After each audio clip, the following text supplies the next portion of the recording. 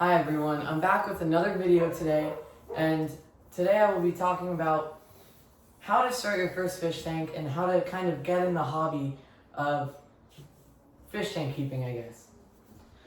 So, firstly, I'm going to talk about the size of tank you should get for your first one, the coral and fish you should get for your first one, and just go over all the first stuff you should get. So mainly when you're starting, if you're doing saltwater, you want your first tank to be maybe 20 gallons, which is a good size, or 25 gallons, let's say. And with 25 gallons, most people keep a pair of clownfish, a sea anemone, a bubble tip mainly, and sometimes some zoanthids. Now, I will be going over why you should get those. So, clownfish, you should get those in your first tank because they're very hardy fish and the water parameters don't need to be too exact for them.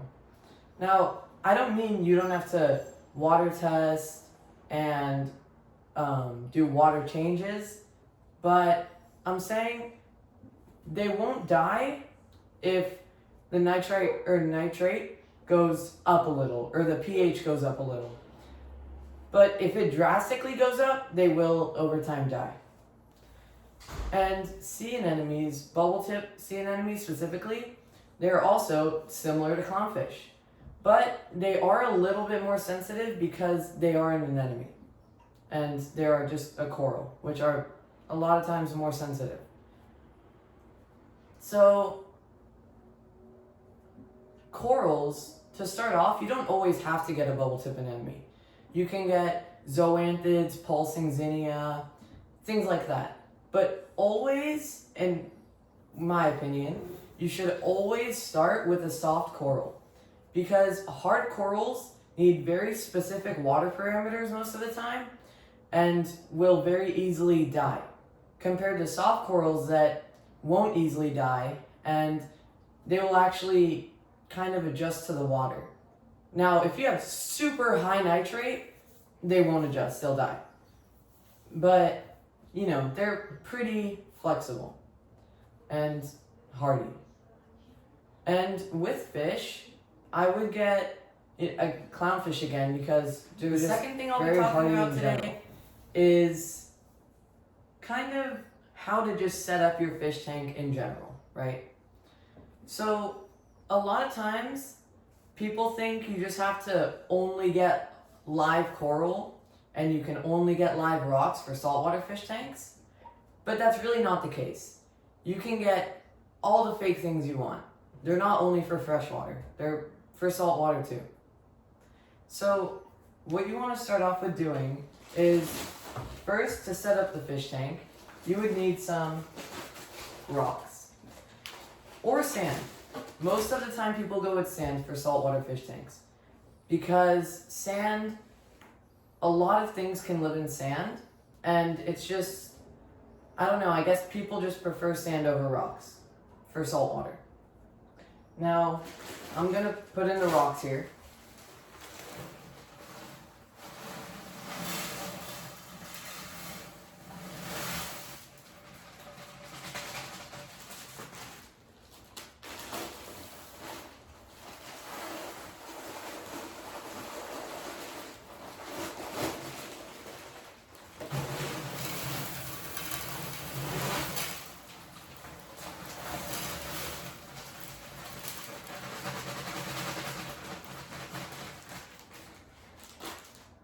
Okay, so now the rocks are in.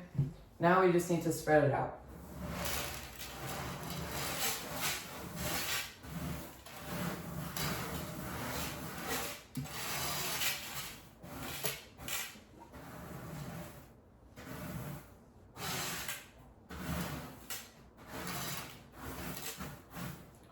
Okay, now that it's spread out and more even, you can start putting live coral, right? Well, first you would want to actually start with the rocks.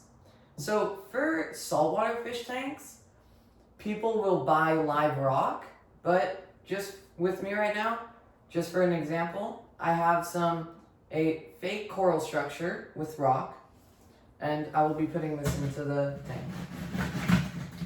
And when you put a rock in the sand, you usually don't want to just put it on top, because then it'll, end up falling over because of the flow of the filter, right? So you usually want to push it in until it gets to the bottom, usually, depending on how deep your sand or rocks are. And you want to cover it up in the rocks or sand. So I'm going to do that right here.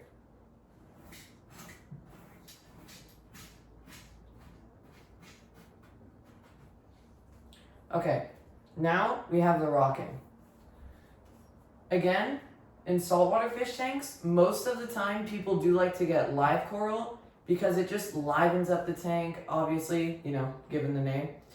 It makes it look nicer, it's more vibrant. Actually, clownfish can live in sea anemones because clownfish have a protective layer around their skin that stops an anemone from stinging them. Interesting fact.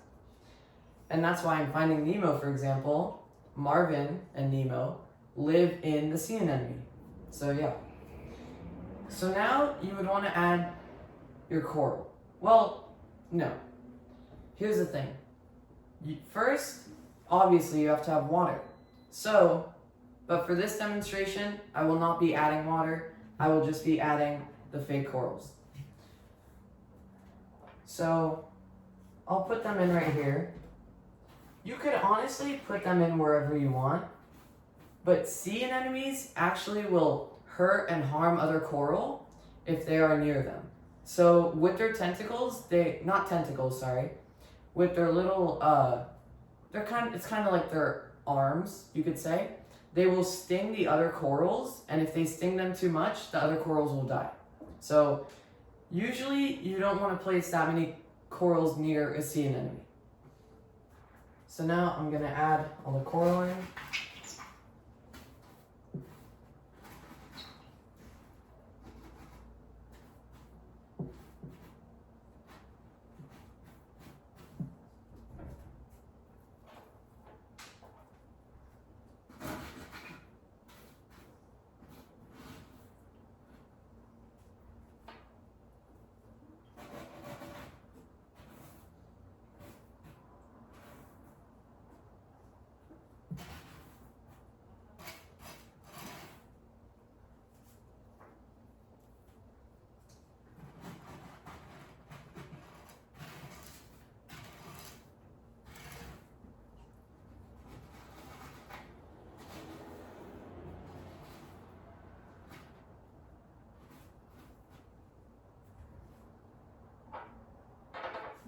And a SpongeBob structure, because why not?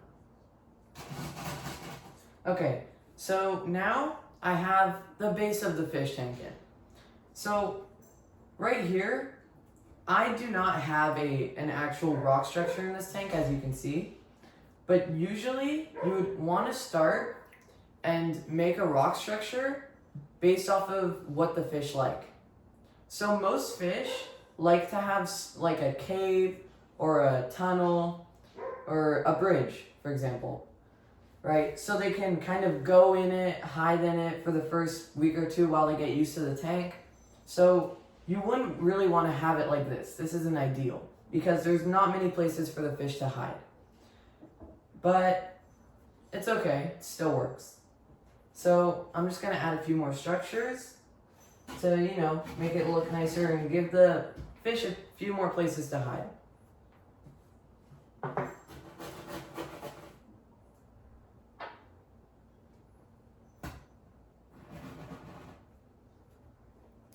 Okay, so now I have everything in.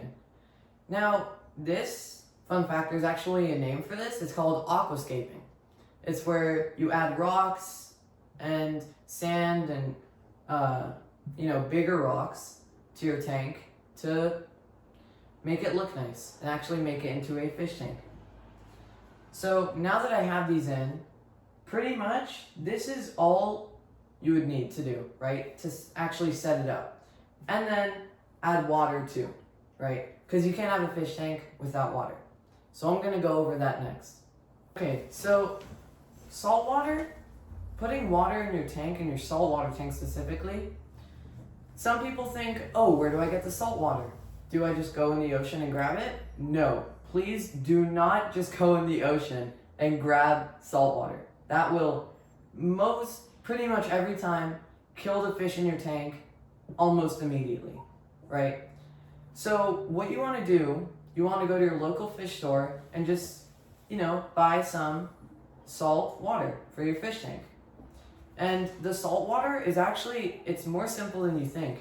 It doesn't have any special things in it. It's just purified water and salt, right? Really simple. But if you try and make it yourself and you just pour a bunch of salt and pour a bunch of water, it won't work. The ratios will be off and it just won't be even and not good for the fish. What you want to do is you want to measure the salt in the aquarium with this instrument, and there's multiple ways you can do it actually. And you want to make sure there's the right salt to water ratio, okay? So there's not too much salt and there's not enough salt, right? So, yeah. So, next topic I'm going to talk about is water changes. This is a very crucial and important part to keeping your fish tank clean, maintaining it, keeping your fish alive. It's possibly one of the most important parts of having a fish tank. So, water changes. What are they and how do you do them? So, it's pretty simple. It's in the name, a water change.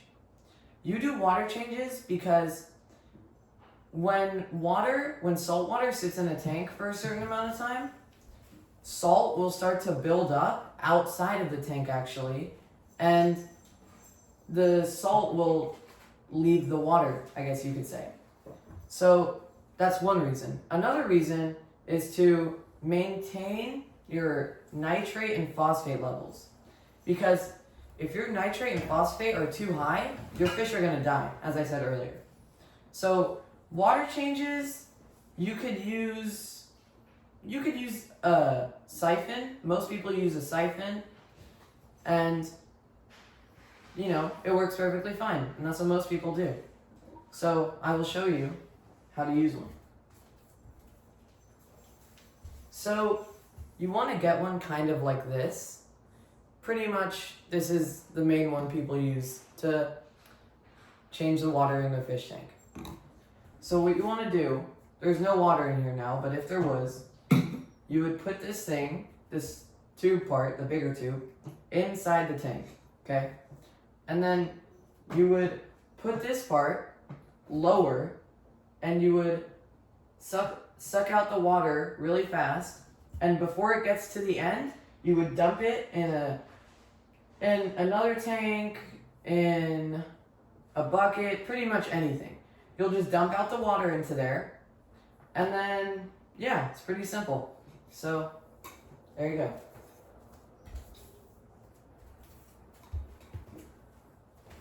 Okay, so now I'm going to talk about how to add coral to your tank.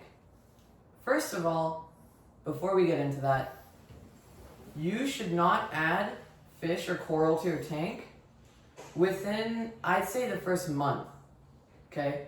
Because you have to wait for the system to get going. You have to wait for kind of an ecosystem to actually build inside the tank, so it's okay for the fish to live in it. So anyways, when you add a coral to your tank, you don't just bring it from the store, or if you got it shipped to you, you don't just take the bag and dump the coral in the water or put it in the water. Because then the coral will not get used to the water and it will just straight up die immediately, right? Which you don't want that because you just spent a bunch of money on a coral and it dies. No bueno, right? So first, you want to get a coral cleaner and you want to put the coral inside the cleaner. And the coral cleaner is like a watery solution that you can pour inside a bowl, just pour it inside of a bowl or a container and put the coral in there for about 15 minutes, give or take. But mix it with a little bit of your fish tank water. So then after you put the coral in that cleanser, you need to put it inside another container, and you want to slowly add your fish tank water to the water it got shipped in, right? So you slowly add it, very slowly. This process should take about 10 minutes, right? So you slowly add this much water maybe to the tub or whatever you have the coral in, so that it can acclimate and get used to the water, everything in it, right?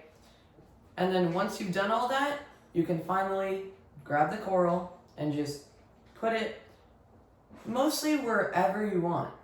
Because if it's a sea anemone, it'll move and find where it wants to be itself. But if it's another coral, it won't move. So you'll have to put it wherever you want. And you can actually use fish tank glue, which pretty much it dries in the water, which is really cool. So it doesn't dry until it gets in the water. So you just apply it. Let's say this was a coral. I would apply it to the bottom where there's no coral, where there's like just rock. And then let's say the coral's here. I would add it to the rock and I would place it on another rock or sand. But if you're gonna place it on sand, you don't need the glue. If you're gonna place it on a rock, you need the glue. So just place it on the rock, hold it there for about 30 seconds, and it'll stick perfectly fine. And that's pretty much how you add a coral to your fish tank. Okay, next subject.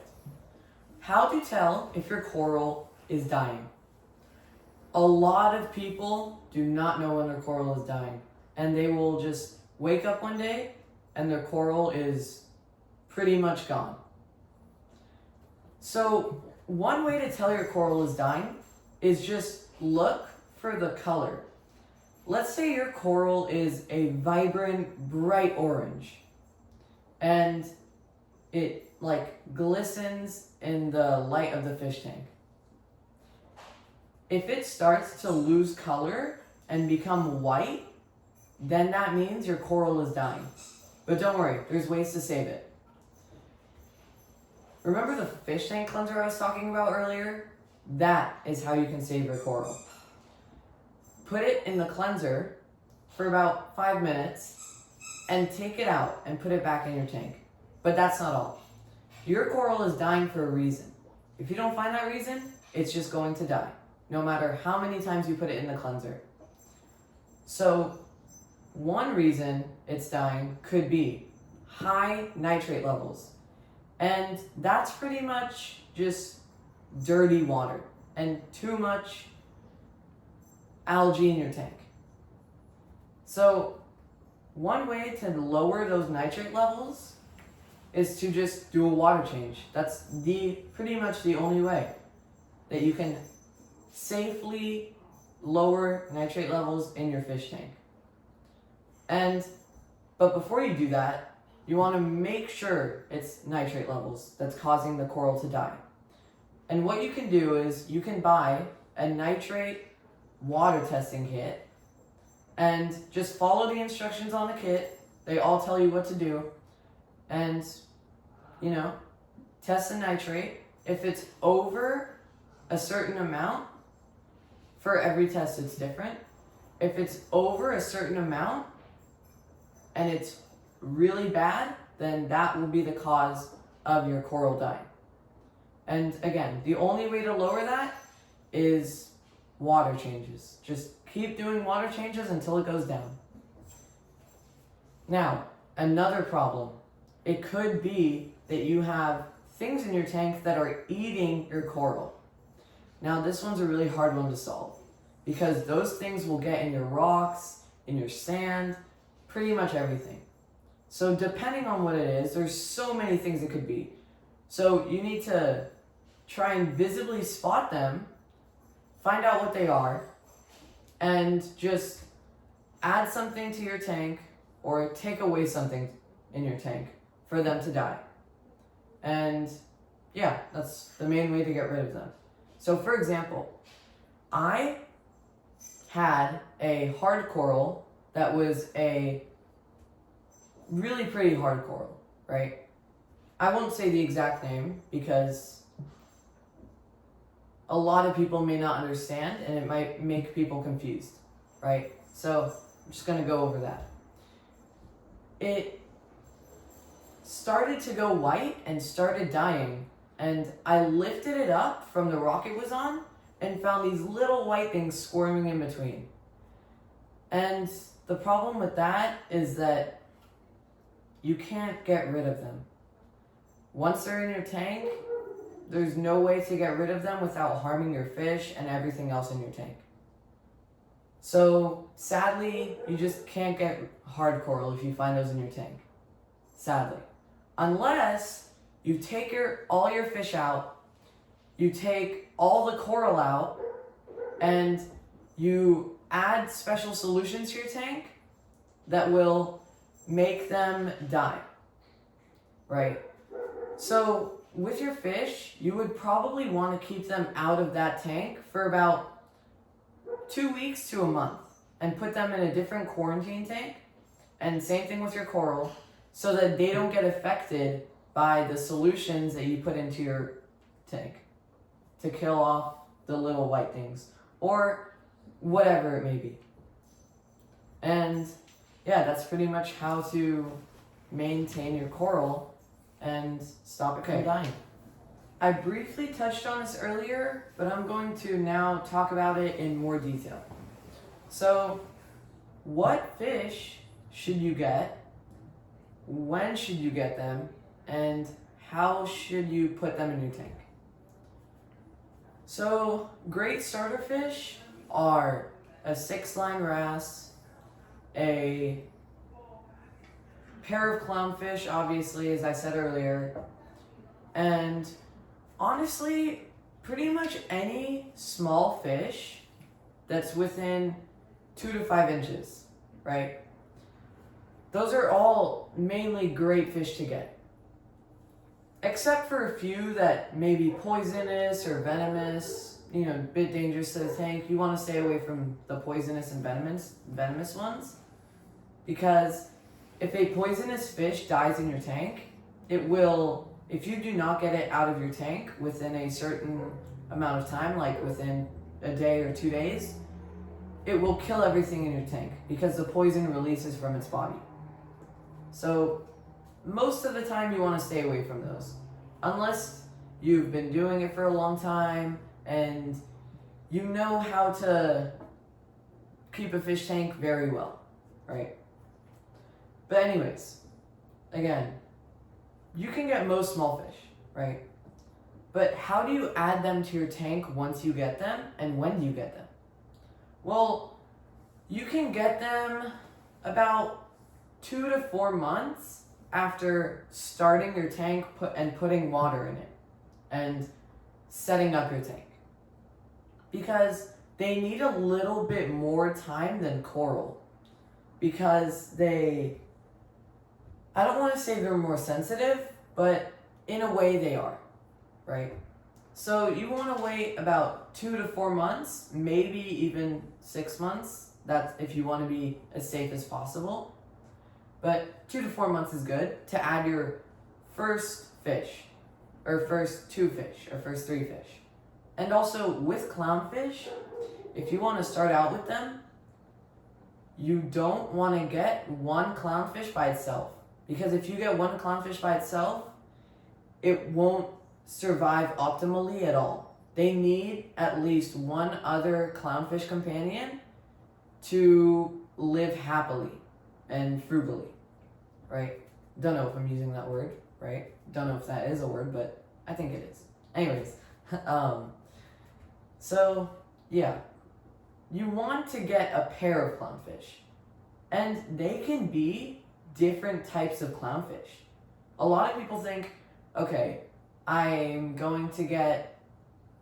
just not going to say names, but I'm going to get, for example, one orange clownfish and one black clownfish.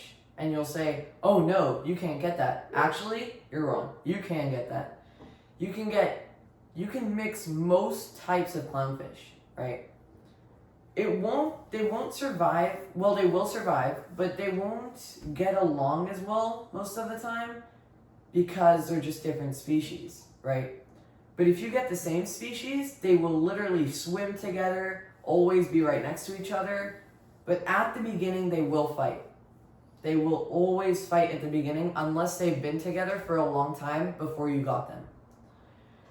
They will fight, and sometimes, honestly, sometimes you might just have to get a different pair if the clownfish fight too much. Because they can even fight to the point where they kill each other. I mean, it's happened a lot before. It's happened once to me, actually. I had a pair of clownfish, and they fought so badly that one of them almost died. I had to go return them, and I got a different pair, but, you know. So, always watch out for that. But if they're being rough with each other, wait about 2 weeks to a month, and then if they're still fighting after that, then I would just separate them. And separate them for about a week or 2 weeks. Don't put one in the tank and one out of the tank, because then the one in the tank will get territorial and they'll fight even worse. So keep both of them in different quarantine tanks, and then add them back into the main one at the same time. And with fish, when you're adding them to your tank, you want to acclimate them like coral. Again, you just don't dump them in.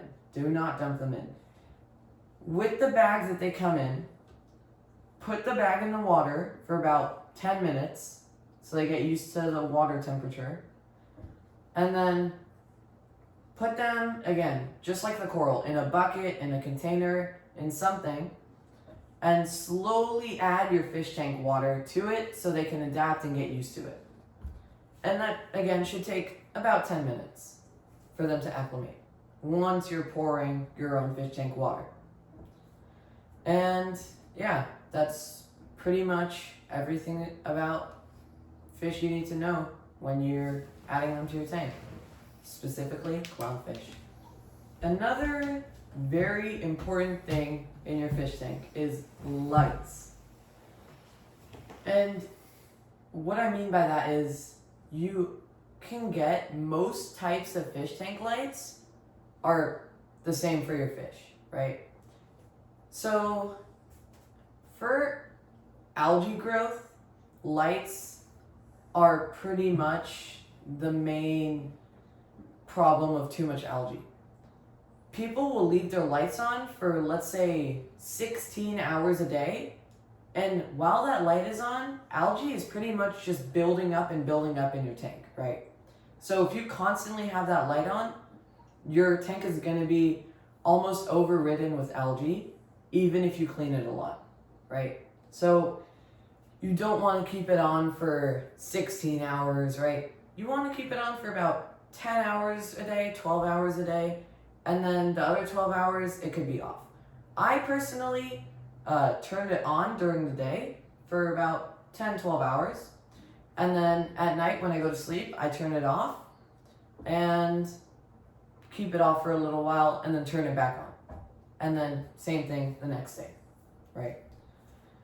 So yeah, that's pretty much it. And the fish don't really care about the light, honestly. It doesn't really affect them that much. You don't want to have strobing lights because that will bother the fish a lot because it'll just stress them out a lot, right? And they'll start losing their colors and sadly possibly dying if they're under too much stress. But yeah. Okay. Let's touch on fish food, right? What you need to keep your fish alive. So for fish food, most people for saltwater tanks will get frozen micro shrimp, right? Because that is one of the main food sources that you will give to your fish in your tank. Unless all your fish eat algae, you will need to get some micro shrimp, some frozen micro shrimp blocks, and all you do to, feed your fish, you can either hold it in their tank and let them come and grab it from your hand, or you can put it in like a cup of water. You can get some water from your fish tank, put the frozen cube in there, in that cup of water, wait till it melts and all the shrimp is separated, and then just pour it into your fish tank and your fish will eat it. So yeah, that's pretty much all for food, and I think I covered everything. So yeah, and if you guys have any questions or any comments, right, anything you want to add, and if I said something that was wrong actually, please correct me. But anyways, if you have any questions or anything, please just comment it down below in the comment section, and I will try to respond to your comment. Thank you for watching. Goodbye.